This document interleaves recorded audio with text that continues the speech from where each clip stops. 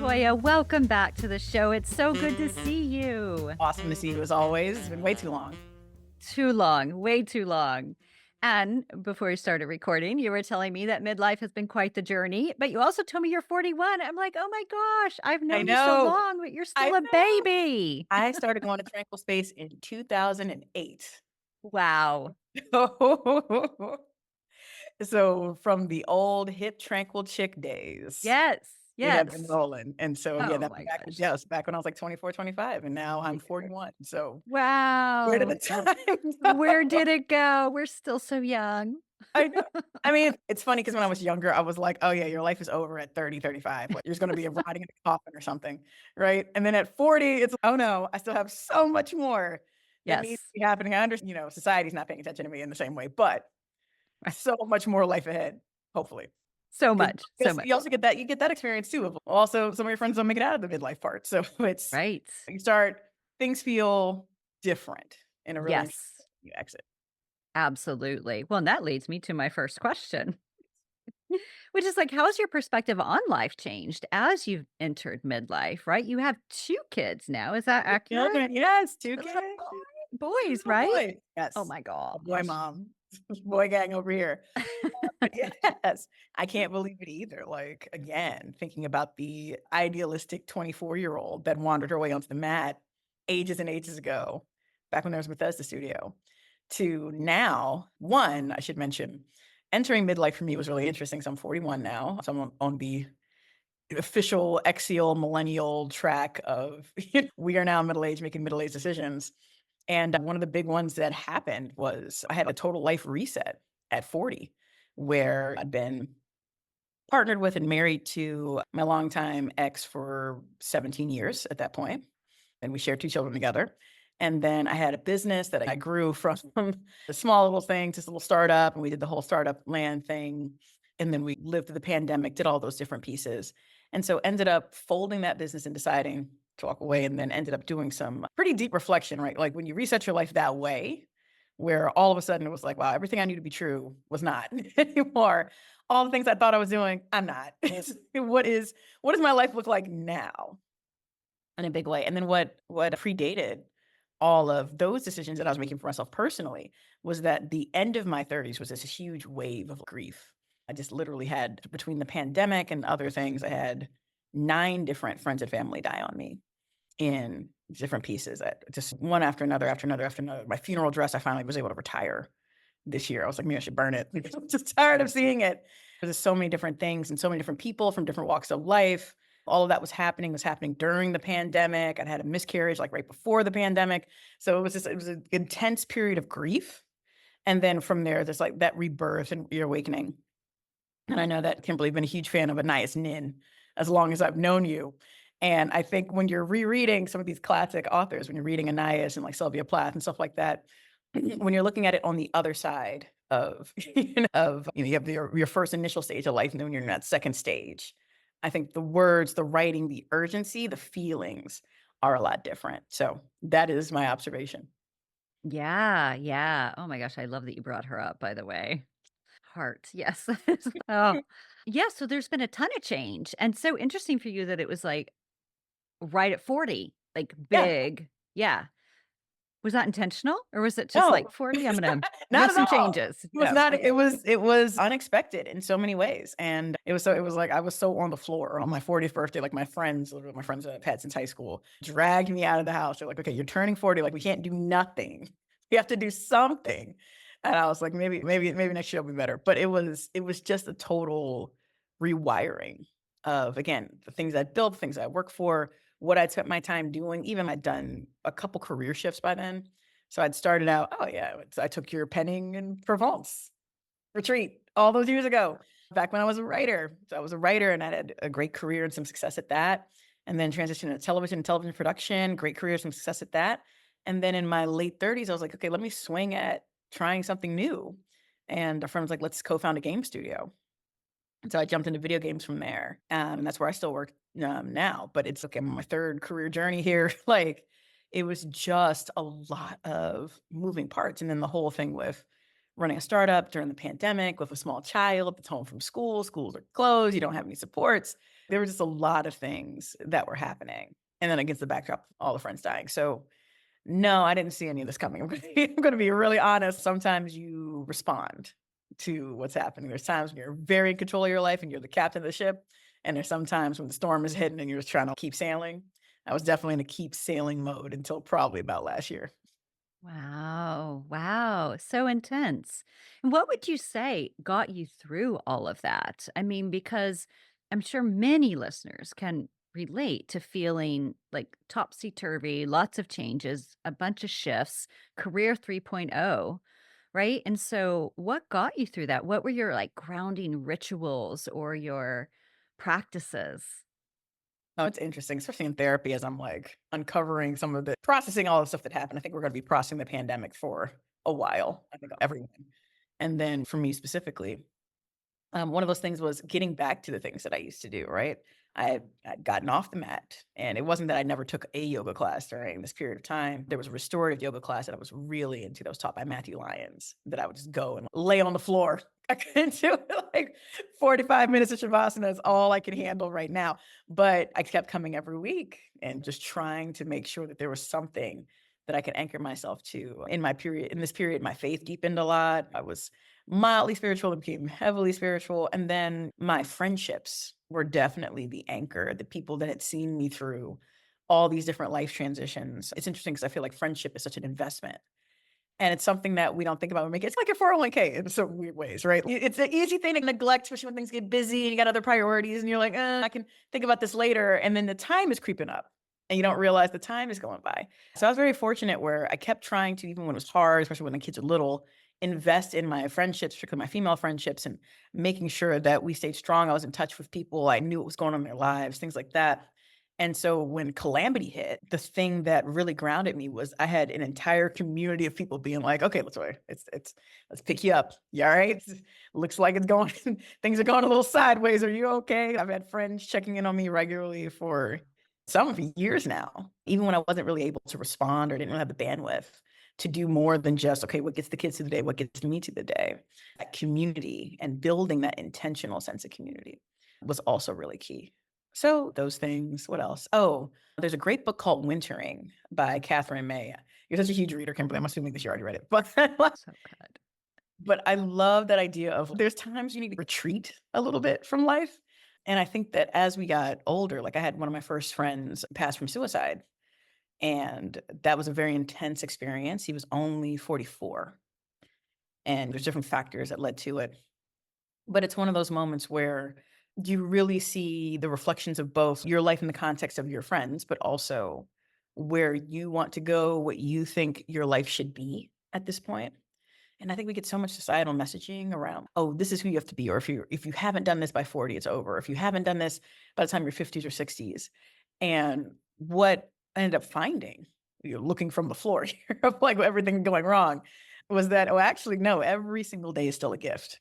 And there's so much more.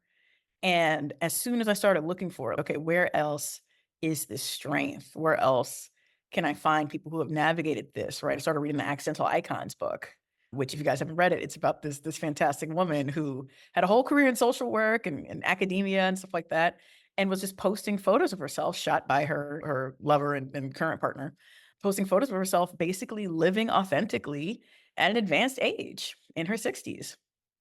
And her memoir is basically it's called How to Be Old. And the whole thing is, no, this is not nothing is over. It's over if you say it's over. It's over if you don't wanna do anything new. It's over if you wanna just sit and rot in your house. But there's so much more life beyond whatever predetermined limit people have said. And I just found that so inspiring because I was like, compared to 60, she's in her 60s and she's starting to write this journey. And I was like, man, I still got 20 something years of time to fill. Well, how am I gonna spend it? What am I gonna do? But having that outlook that time is no longer infinite. It's definitely a shift. You're just kinda like, "I don't care." And then you're like, "Oh, okay, this is the first kind of bellwether. Time is no longer infinite. If I wanna do something, let me go." And then trying to figure out what are the things that make your life feel rich, passionate, sweet, all the wonderful things that you want. and trying to focus on those because there's so much that's like draining. There's so much that feels rote and routine, especially when you get like up to this age, you have obligations, aging parents, kids. There's so much going on that is pulling at you, your job, the weight of the decisions you made, and like how you feel about it. There's so many things that can happen. But what's been fantastic is also understanding that again, every day is a gift. You go out and there's something else you can do and finding the permission, I think, in my midlife to just really recenter myself and be like, okay, who am I? What do I like? What do I love? I thought I had a good sense, but those things change. And the only constant is change. So in this period, who am I going to be? And I kind of love being able to look at the world in that way. Well, and one thing about you is you've always been such a creative person. And I'm wondering how your creativity has morphed and evolved with all of these changes in your life. Are you still super into gaming? Are you still writing? You're a beautiful writer. What do you do for fun? Do you So have fun as do a I have mom of fun? 2? I know. It's one of those things where it's a bizarre because you're like, I had hobbies. I know I did. I recently blew the dust off my old rollerblades because rollerblading was like such a big thing for me when I was in my teens and early 20s. And then I hadn't touched them in 20 years and the pandemic hit and can't go anywhere. So I was like, let me try rollerblading and again. And definitely a lot wobblier than I was. Definitely, definitely. But it's nice to build towards something. It's nice to work. So yes, in terms of creativity, so as Kimberly, creativity is a practice. And it's interesting because it's changed and it's morphed in different ways. And so there was a period of time where I was just writing and writing and writing and writing. And then I started doing more management, television production, creative writing part fell by the wayside, but I was still doing creative stuff in my career. So I was like, oh, I was still laying packages and putting things down. Then I went to work at sports, worked at ESPN for a while, which was totally random, total side quest in the journey. Um, and then I landed in video games. So I had my own game studio for 5 years. And now I work for a much larger studio called Elsewhere, which is a subdivision of Activision. And so, and in that, I'm still writing. I'm a narrative designer, an expert narrative designer at the studio. And I spend my days figuring out how do we tell stories in these different formats. So the way you tell a story for radio is not the way you tell a story for TV, is not the way you tell a story for video games. They're all very different. Each genre of game is different. But I always find that a really fun challenge. But I think a big part of my midlife crisis has been reclaiming my creativity for me. I was able to be lucky enough to turn something I loved into a career. But what that does is it also makes it a product. It's not just for you anymore. It's not just the thing that you're doing. And to reignite that spark and that love of just coming to a blank page and just looking at infinite possibilities. It took a while to get back. My good friend Felicia Pride, she writes for a lot of Hollywood TV shows. She did Grey's Anatomy. She wrote for Queen Sugar, all these different things. So we've been friends since she was a copywriter in DC, like 9 million years ago. And she has this module called the Creative Comeback. And it was all about for us a little self-paced module for creators who feel stuck because you're talking about how normal that is in the process. And like we said, in isolation, beat ourselves up. Oh my God. Every single great creative that has had a flop period, has struggled with writing, has struggled with blocks, had to create stuff for multiple years because there's too many demands.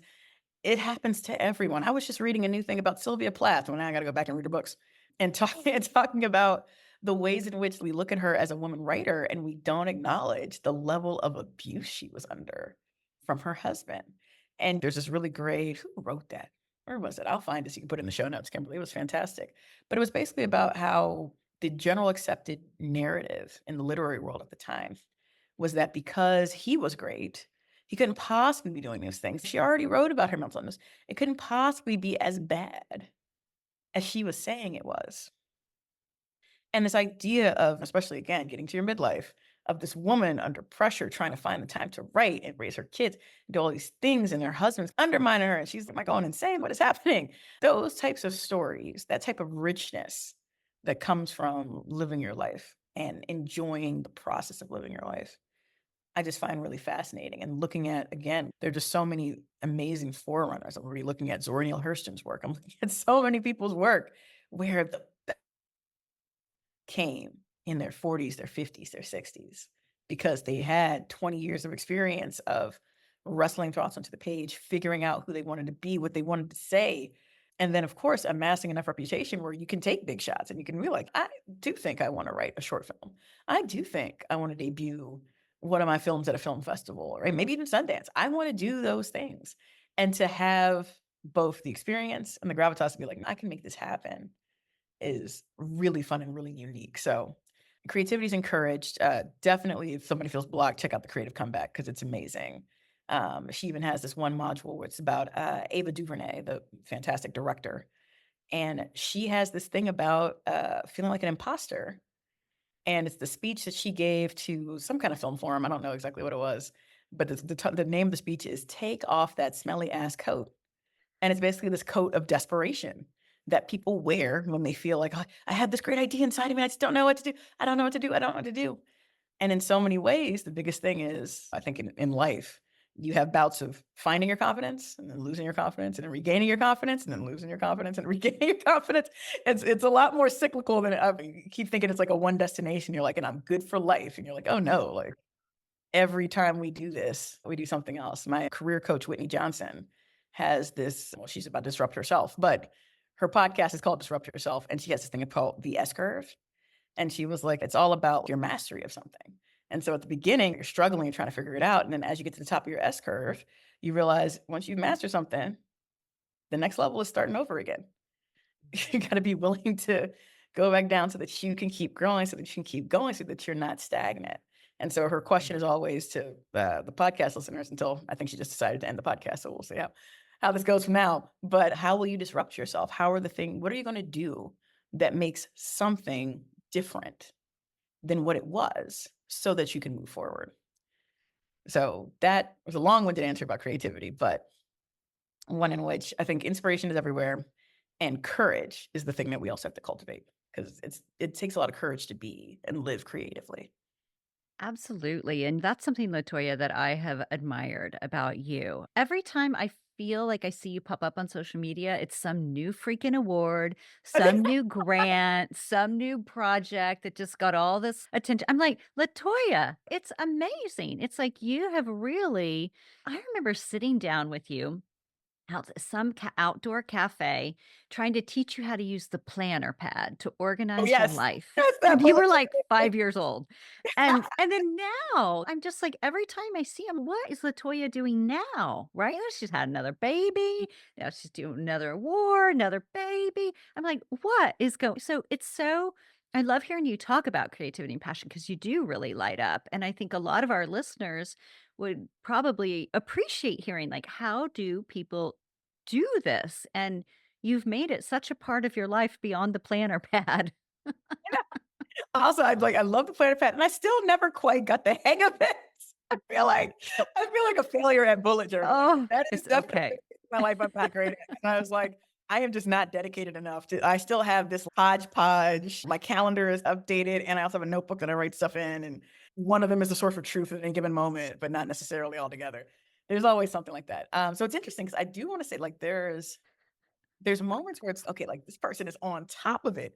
And I was like, I've been definitely aware lately of I was like, no, I was not. I was totally not on top of things. I was falling apart like in public. It was just other things were still happening, right? Like I was still getting awards while all this horrible stuff was happening, right? My friend, one of my other friends who died, again, sorry for the downer, but like for my other friends who died, he was Michael Lindenberger.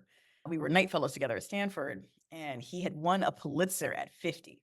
And he had been like fighting an illness for a while. And he was like, Marie was like, I don't care if I got to crawl across that stage. I'm getting my Pulitzer. He's got his Pulitzer, got his dream job, got his dream house, all this great stuff. And then he passed 2 months in.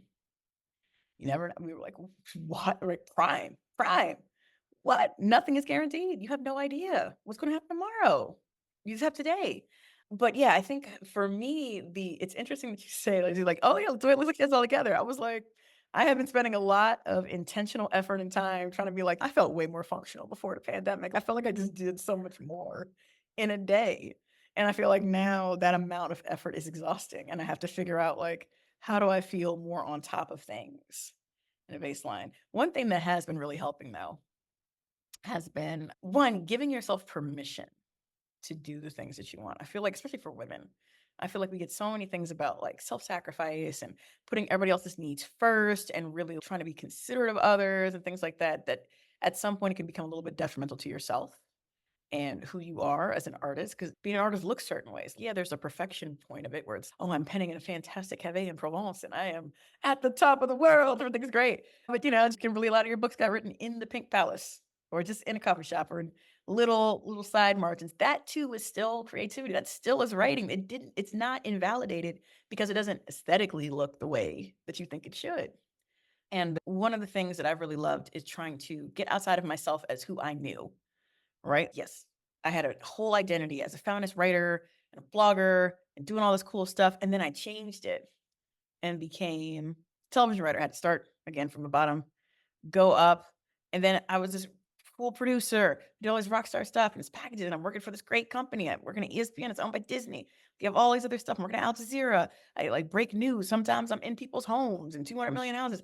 Wow.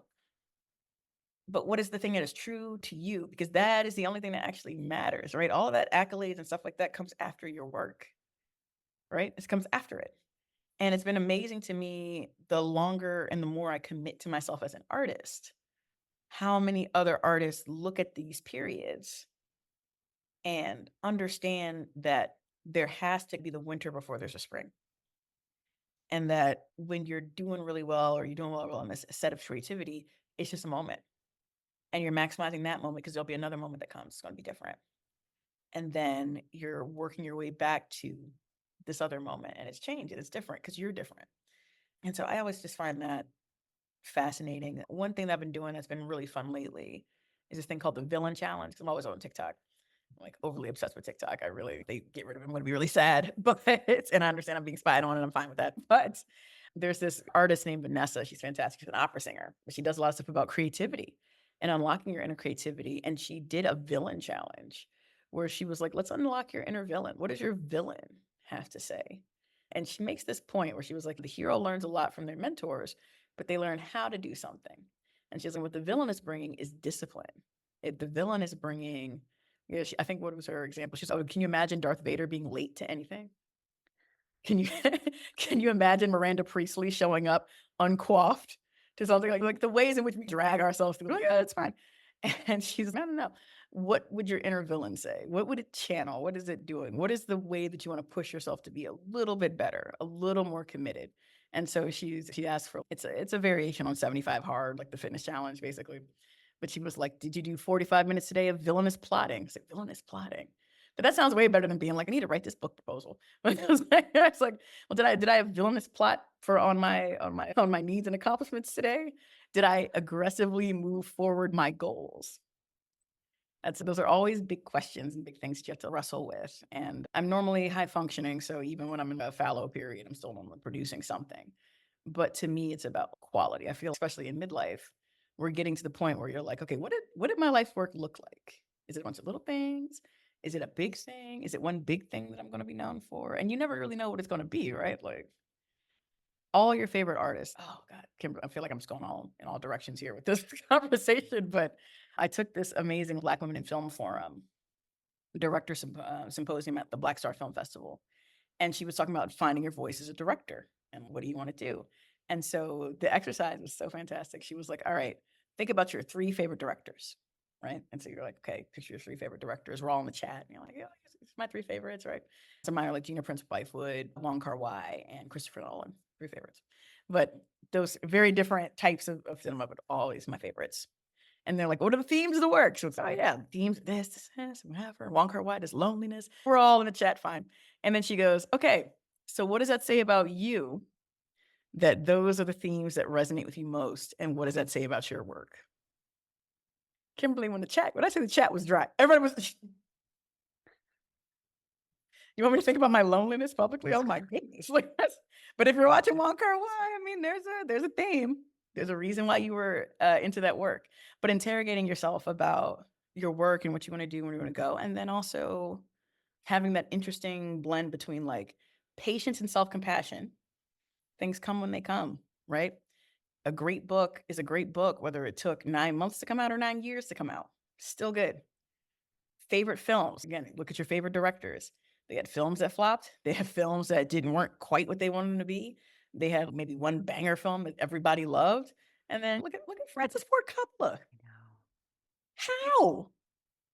Oh, look at the celebrities in this film. Look at the people who forwent pay to be like, "I wanna be a part of this." And still, you just don't know as a creative, but I think it's a wonderful thing about relinquishing control because you don't know. You just have to put the stuff out in the world and see what happens. It's the only thing you can do. It's the only thing you can control. Did I put something out there? And once you do that, you just keep refining the process. But yeah, who's the person that has that great quote? Is it Maya Angelou? I feel like I was a 7-year-old writer, and then I was an 18-year-old writer, and I was a 32-year-old writer, and I'm a 49-year-old writer. And then I was a 63-year-old writer, and I wanna be an 85-year-old writer. All these different ages in terms of it's Yeah. the same thing, but it's me now, and it's what this is. Right. Right. Yeah. Yeah. Fantastic. And I think too, like, thinking more about aging, especially, and aging as an artist, right? Where so much of pressure is put on you to be, like, relevant before you're a certain age or else, like, this didn't happen. The beauty and the rest in rereading a lot of my favorite authors. I am going to reread Nora Ephron's I'm Sorry About My Neck. I totally Yes. did not get it when I was in my 20s. Right. It's cool, it's Nora Ephron, whatever. I like that movie too. It's it's gonna hit a little different. I was like, I can't wait to revisit some things. Terry McMillan's work, Disappearing Acts, Waiting to Exhale. Those things are very different works to me now having gone through a marriage, a divorce, life's ups and downs than they were when I saw them in my 20s. I have a whole list of stuff I need to go back to. Practical Magic, I want to rewatch, right? There's so many different movies that I feel like on this side of life are going to look a little different, feel a little different, sound a little different. And I look forward to that. Yes, yes. No, you're so right. It's like how we read something when we're 20 is so different than how we read something when we're 40 and we have some life experience behind us, right? Yeah. Huge. It's not that it wasn't meaningful then, it was. Right. But I noticed there's some books that I don't know if you have like habit books where I reread them in different periods of life. Getting a strong urge to reread my favorite book from my 20s, which is always on my bookshelf. And I'm looking at it, I'm just like, yeah, because each era, something different kind of feels. It's kind of like I did a game with the Oregon Shakespeare Festival around Romeo and Juliet, which is one of my favorite works of all time. I mean, who doesn't? Honestly, Right. who doesn't like Romeo and Juliet? It's too much of a prototype to not like it. Yeah. Anybody in the history of the world ever said they don't like Romeo and Juliet? Well, I think some people might like that Juliet didn't drink the poison, and that's where Anne Juliet comes from, right? Yes. Yeah, exactly. Well, there's possibility, but I don't feel Right, like anybody right. was like, "Yeah, that was garbage. I don't wanna No, just totally, not watching totally, not watching that again, trash." But, nobody was saying. totally. But what was interesting is so much I didn't realize this until I started trying to build a game with a live theater company, and that so much of the director's eye in theater is around what you leave out, not what you put in. Because all of Shakespeare's works are like 5, 6, 7 hour bonanzas. You'll be there forever if you're doing it the way that Shakespeare wrote it. And so what they cut then belies the emphasis, which is really interesting. So some cuts are more focused on the feud of the family. Some cuts are more focused on there's a love story between the two lovers, and everybody else fades to side character. In this case, Nataki Garrett, who directed it, wanted the cut to be on Juliet because she is one of the most talked about characters, but the character, you only hear a little bit from her. And so she intentionally didn't cut any of Juliet's lines, any of Juliet's scenes to try to recast the focus of the audience from Romeo, who almost in her production was almost an afterthought. Romeo's running around, but he's not, it was really about Juliet and her position in the family. And then from there, artistically, I got to play. So we had it. So basically, like Hell Iambic was you're in a group chat while you're watching the play. So just experiments in theater and trying to figure out like how does a message like this that still resonates across generations, how do we look at it for this age? And so it's a group chat. So you're in Verona, the group chat, and you get to text with Mercutio and Tybalt and all of them as they're talking about the events that are playing out on stage. And so that was very fun. And we gave Tybalt a little bit more of a personality, just basically because the actor was so cool. He was like Wesley Snipes in Blade playing Tybalt. It was really cool. So we gave Tybalt a little bit more story and backstory than he normally gets. And what was interesting was that there was a group of high schoolers that had come and they read the play, they come watch the play. And then they played the game and they were like, "That's really cool. I feel like I understand and like Tybalt a lot more because we gave him a little extra chance to shine, a little extra conversation. He's Juliet's protector. He's doing this, he's doing this." So even in things that we feel like we've known and we've seen 1,000 times, 1,000,000 times, I've read this 100 times, I've seen this play before, there's always these, like, new possibilities in it when you start reading it. Like, again, all the stuff that I learned doing that project, what a dramaturge even was, right? Like, I used to do theater criticism, but I had no idea the level to which, you can take things and that you keep finding new things in a work. Like, maybe we'll all be as blessed as Shakespeare, where people are still digging through our archives, like, 500 years after we died, being like, "Still relevant." May we all be that blessed. But Right, totally. having that feeling of exploration and newness, I feel like that's, like, the antidote to the kinda jaded cynicism that is very popular now, and it's really pushed. You've seen it all, you've done it all, it's all the same, you don't want it. But to really, I think, wholeheartedly embrace the potential for something new, even in something that you think that is Right. so critical to keeping your creativity fresh. Yes, yes. No, absolutely. And before we close, is there anything else that you would like to share with listeners about midlife and what you have learned along the way that you're just like, I wish I'd known this, or I wish I'd paid attention to this? I really wish that I don't regret anything. That's interesting. I don't regret anything, which is great. Everything led to the other thing that led to the other thing. But I think the thing I wish somebody had told me about midlife was I was gonna be so much better than they made it sound. They made it sound like it's all aches and pains. I mean, that happens too. But like, it's all things falling apart and you need to think about fillers or like whatever. It's not. And instead, I think just the amount of joy in life. My really good friend Tiffany, the person that introduced me to Chuckle Space, Tiffany. Tiffany was like, we were talking one time, and she was like, "I thought when I was 40, my life would be boring, everything would be set, I'd be married with my kids or whatever." And she was like, "It's completely different. Everything is blown up. I don't know anything anymore. I just I have to just live this out." And I think this idea of having an abundance of possibilities still ahead of you, even if you feel trapped for a short period of time. Like sometimes you just can't get out of stuff, right? Sometimes you're just caring for somebody or it is what it is and you're gonna be stuck for 3 or 4 years. But then what? There's always like this new horizon. And I think that's really fun. And even when I start looking at like the coolest old people I know, and the coolest old people I know are librarians, just FYI. Librarian ever since I've been little, librarians are, like, in their 50s to 70s. I realize it's a really great, like, post-retirement career. If you wanna keep doing something, librarian's totally the thing. And they were all so interesting, they were, like, writing their books and reading and chatting and, like, hanging out, and then they're helping other people find books and, like, freeing themselves. It's just the most amazing thing. I was like, "I'm totally gonna retire and be a librarian." That's I still have this plan. I'm gonna turn 60 at some point and then go get my MLS and go be a librarian, go die in the stacks. Maybe help teenagers find books, and then I'll just be dead over there. Great. Until however long I have. But it is a wonderful feeling to know that all these lies that you get sold that, "Oh, this is the end." If you're living your life for yourself as an artist, as a creative, if you were living your life in a way where you're centering your creativity, it's never over. Nobody cares if you're 85 years old, as long as you wrote this amazing thing that they liked, or you knitted this thing that they love, or you painted this thing that they love. Nobody cares how old you were. They just care how it moved them. You have infinite time in a creative life. And I think that's what I like about it. Yes, so good. Such a good reminder. Last question. Name of the Yes. podcast, Tranquility du Jour. So, how are you finding tranquility in your everyday with all the things? Well, I was actually like, maybe I should do another module. It's been a while since I did are you partaking in tranquility today? Because I'm not right now. There was a period of intense stress, and then I got when you get to midlife, you get the doctor's notes that come with it. It's not just, oh, I should be better about this. Your doctor's being like, oh, hey. So if you want to be on blood pressure medication, feel free, or you can reduce this stress and eat better. And I'm like, okay, I'll take B. So I think right now I have found a lot of tranquility in the simple act of making tea. I am reorienting a lot of my habits around tea. Do I have a tea? Right now, I have a smoothie and a drink. I'm one of those 3 drink people.